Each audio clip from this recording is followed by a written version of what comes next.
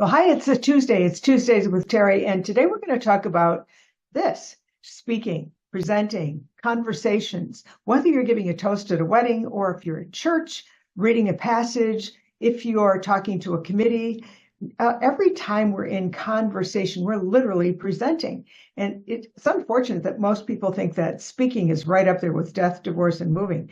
But speaking in front of a group can be more comfortable and you can be more attractive and engaging when you know what to do and what not to do. So in my presentation skill program, which I call presenting like a rock star, one of the things that we find, especially with people in media, is what's distracting. And there's a number of things that fracture the connection and make you less appealing, less engaging, less attractive, let's just put it that way, to somebody in conversation.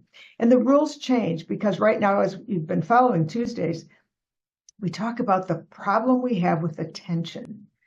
People are fragmented, it's fragile, and it's fleeting. So according to what we learned at Metasystems, how do we stay with an engagement level that makes sense, that it's valuable, it's relevant, and it's engaging. We want to talk to that person. We want to have that conversation.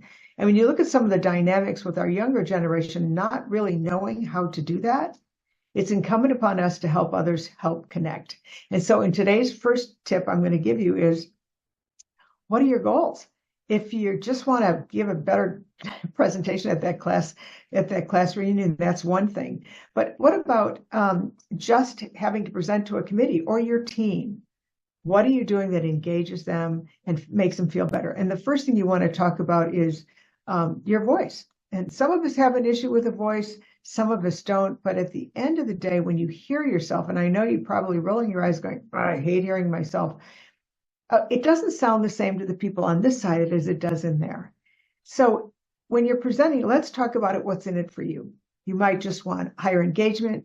You might want to have more confidence from the platform.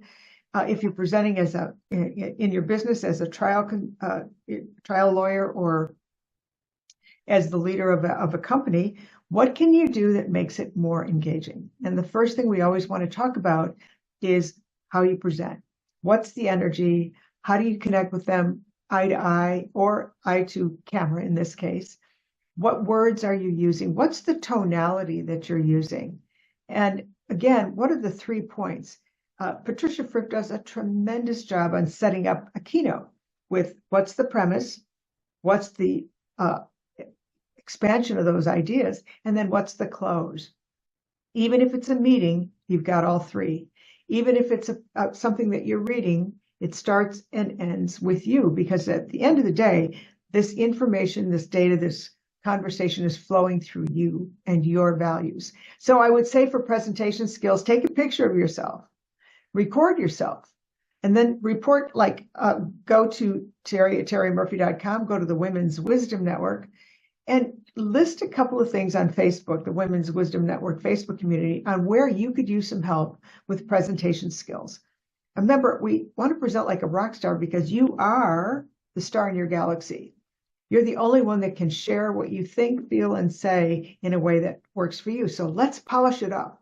Let's make it a little more fun, a little more engaging, and a little bit more irresistible. I'm Terri Murphy. Live life by design, not by default. Join us on the Women's Wisdom Network Facebook community, and we'll post this, and we'll post what you got in your mind. Where can we help you? Thanks for joining us. See you next Tuesday.